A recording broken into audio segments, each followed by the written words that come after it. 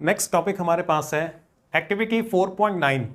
हमारी साइंस के बुक के अंदर जो एक्टिविटी 4.9 है उसे हमने डिस्कस करना है। चलो स्टार्ट करते हैं, फर्स्ट पॉइंट पे आते हैं। Take a spatula full of sodium carbonate in a test tube and add 2 ml of dilute ethanoic acid. देखो फर्स्ट पॉइंट में आपको ये बोला जा रहा है कि आपने सोडियम कार्बोनेट को लेना है और उसको इथेनोइक एसिड के साथ रिएक्ट करवाना है। केमिस्ट्री लैब के अंदर वो जो छोटा सा चम्मच होता है ना, उसे को बोलते हैं स्पैचुला। तो आपने उसके अंदर सोडियम कार्बोनेट को लेना है और उसको इथेनोइक एसिड के साथ रिएक्ट करवाना है। चलो पहले फर्स्ट पॉइंट के कंप्लीट कर देते हैं। तो इन भाई साहब को देख रहे हो, इन भाई साहब के पास है सोडियम कार्बोनेट, ये स्पैचुला के अंदर ऊपर यहाँ पे सोडियम कार्बोनेट है। और ये दूसरे भाई साहब हैं, इनके पास टेस्ट ट्यूब के अंदर डाइल्यूट इथेनोइक एसिड है। अब सोडियम कार्बोनेट को इथेनोइक एसिड वाले टेस्ट ट्यूब के बीच में डाल देंगे तो सोडियम कार्बोनेट और इथेनोइक एसिड दोनों आपस में एक दूसरे के साथ रिएक्ट करेंगे। Sodium carbonate reacts with ethanoic acid to produce sodium ethanoic water and carbon dioxide gas. Sodium carbonate को जब आप इथेनोइक एसिड के साथ रिएक्ट करवाओगे तो एक तो कार्बन डाइऑक्साइड गैस जनरेट होगी, साथ में वाटर बनेगा और सोडियम सॉल्ट बनेगा। कौन सा सोडियम सॉल्ट बनेगा? Sodium ethanoic. ये वाली रिएक्शन आपको अच्छे से याद होनी चाहिए। सोडियम कार्बोनेट को अगर हम इथेनोइक एसिड के साथ रिएक्ट करवाएंगे तो कार्बन डाइऑक्साइड गैस जनरेट होगी, वाटर बनेगा और एक सोडियम सॉल्ट बनेगा। कौन सा सोडियम सॉल्ट बनेगा? सोडियम इथेनोइक बनेगा। क्लियर हो गया? नेक्स्ट पॉइंट पे आते हैं। नेक्स्ट पॉइंट में पूछ रहे हैं व्हाट डू यू ऑब्जर्व। ये वाली जो रिएक्शन थी ना, बस इसी रिएक्शन को तो आप अपने ऑब्जर्वेशन में लिखोगे। Ethanoic acid will react with sodium carbonate to produce sodium ethanoic water and carbon dioxide. ये वाली जो रिएक्शन है ना, इसी रिएक्शन को बस लिखा हुआ है। Ethanoic acid will react with sodium carbonate to produce sodium ethanoic water and carbon dioxide. ये तीन चीजें बनेंगी, ये आपको अच्छे से याद होना चाहिए। क्लियर हो गया? What do you observe. Next point पे आते हैं। Pass the gas produced through freshly prepared lime water, what do you observe.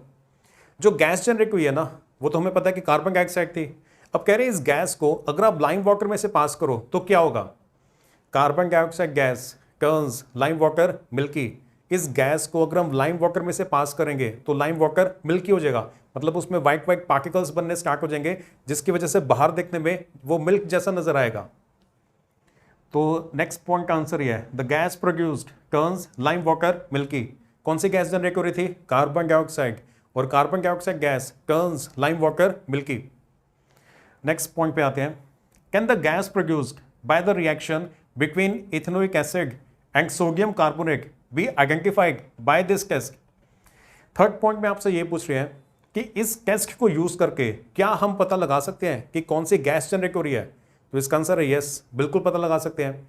देखो कार्बन डाइऑक्साइड गैस की यही तो पहचान होती है, carbon dioxide gas turns lime water milky. ज्यादातर केसेस के अंदर ना हाइड्रोजन गैस जनरेट होती है या फिर कार्बन डाइऑक्साइड गैस जनरेट होती है। हाइड्रोजन गैस की पहचान ये होती है, hydrogen burns with a popping sound. Hydrogen gas burns with a popping sound.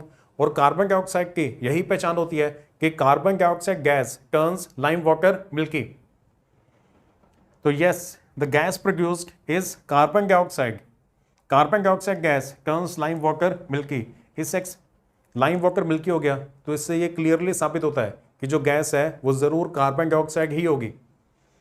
Next point पे है, repeat this activity with sodium hydrogen carbonate. पहले हमारे पास ना सिर्फ सोडियम कार्बोनेट था, लेकिन अब की बार हमारे पास सोडियम हाइड्रोजन कार्बोनेट है और सेम एक्टिविटी आपने रिपीट करनी है। मतलब इथेनोइक एसिड के अंदर आपने अब सोडियम हाइड्रोजन कार्बोनेट को डालना है। जो प्रोडक्ट्स बनेंगे ना वो तो सेम ही है। तो रिएक्शन का ये जो राइटिंग साइड है ये तो लगभग सेम ही है, सेम सॉल्ट्स बन रहे हैं। पहले भी कार्बन डाइऑक्साइड वाटर और सोडियम इथेनोइक बना था, अब की बार भी कार्बन डाइऑक्साइड वाटर और सोडियम इथेनोइक ही बनेगा।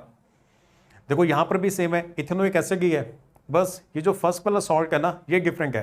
पहले हमारे पास था सोडियम कार्बोनेट, ये Na का मतलब सोडियम, H यहाँ पे हाइड्रोजन है और CO3 कार्बोनेट होता है।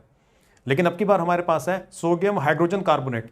देखें पीछे चलें एक बार, ये देखो पहले हमारे पास सिर्फ सोडियम कार्बोनेट था, ये Na ये सोडियम को रिप्रेजेंट कर रहा है और CO3 कार्बोनेट के लिए यूज होता है। कार्बन और ऑक्सीजन के एटम्स मिलकर ये वाला जो पार्ट बनाते हैं ना इसी को कार्बोनेट बोला जाता है। तो पहले सोडियम कार्बोनेट को इथेनोइक एसिड के साथ रिएक्ट करवाया था वो तो बैलेंस कर रहे हैं ना, इक्वेशन को बैलेंस करके लिखा हुआ है इसलिए आगे ये 2 लगा हुआ है। और अब की बार सेकंड केस में सोडियम हाइड्रोजन कार्बोनेट है NaHCO3, सोडियम हाइड्रोजन कार्बोनेट को जब रिएक्ट करवाएंगे ना तब भी जो प्रोडक्ट्स बन रहे हैं वो तो सेम ही है।